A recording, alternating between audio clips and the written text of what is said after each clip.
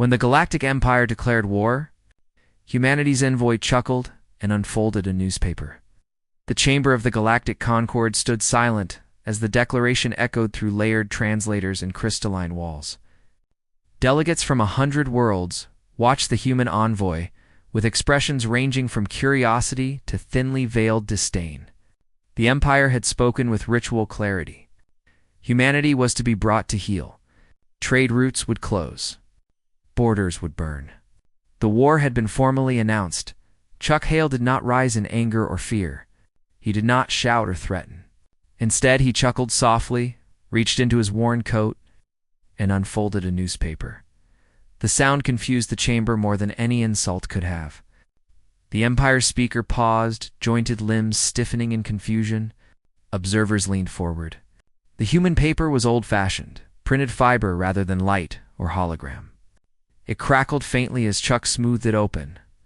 Alan Wright, standing behind him, felt the familiar mix of dread and confidence that came whenever Chuck acted like this. Alan had served beside him through years of negotiation. Chuck never wasted motion. When he laughed, it was because something had already ended. Chuck scanned the paper as if searching for a weather report. He nodded once, folded it neatly, and tucked it back into his coat. Only then did he look up at the assembled powers. "That was today's edition," Chuck said calmly. "Printed on Earth." The Empire's representative hissed through a translator. "Explain this display." Chuck smiled, polite and mild. "I was checking whether the war you declared is news." "It is not." Murmurs rippled across the chamber. Several minor species exchanged glances. The Empire had ruled this region of space for millennia. No civilization had dismissed its declarations so casually. The speaker's voice hardened. "You are a young species. Your fleets are few. Your worlds are soft. The Empire does not threaten. It informs." Chuck nodded as if listening to a lecture. "That used to work. Empires like certainty. Humans live with noise." He gestured vaguely upward. "When your message arrived, it went public within minutes.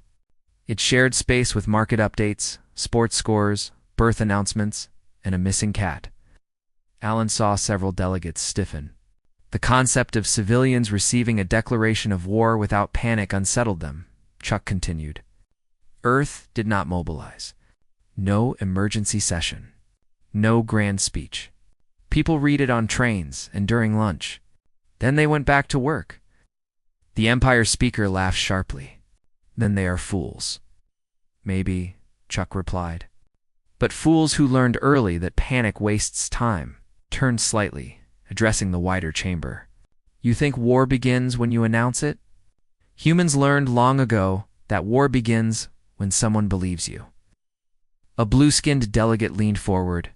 "Envoy hell. The Empire's fleets outnumber yours beyond calculation." Chuck nodded again. "True, you have more ships, more soldiers, more rules." He spread his hands. "We have something else." Silence pressed in. The Empire speaker waited, expecting arrogance or myth. "Practice," Chuck said. Alan felt the weight of the word. He remembered briefings that never reached public channels. Simulation after simulation. Losses calculated and accepted. Systems burned on screens and rebuilt in code. Humanity had grown under constant pressure. Climate failures. Resource conflicts. Digital wars that never slept. They had learned to plan without believing plans would survive contact. The Empire's representative sneered. "You mistake endurance for strength." Chuck shrugged. "They often travel together." He glanced around the chamber. "Your doctrine assumes that fear paralyzes. Ours assumes it sharpens." The speaker rose higher on its platform. "Your people will beg when our fleets arrive." Chuck's smile faded, replaced by something colder. "No, they will complain." Alan almost laughed despite the tension. "They will complain about disruptions," Chuck went on. "Supply delays. Network outages. They will argue about tactics on public forums. They will criticize our admirals while those admirals are fighting." Several delegates whispered among themselves. Public dissent during war was unthinkable to most of them. Chuck's voice remained steady. And while they complain, they will adapt. They always do. The Empire's speaker struck the platform with a limb. Adaptation will not save you from annihilation. Chuck leaned forward slightly. You misunderstand. We are not trying to be saved. The words hung in the air. Alan felt a chill.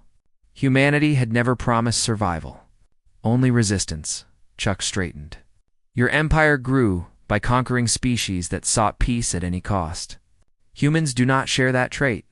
We argue, we fracture, we disagree loudly. But He tapped his chest lightly. But when someone tells us we are finished, something very old wakes up. The Empire's representative folded its limbs. Bravado, History Chuck corrected. He turned his back on the speaker and addressed the chamber again. Every human child grows up hearing stories where the odds are impossible, where survival requires ingenuity rather than permission.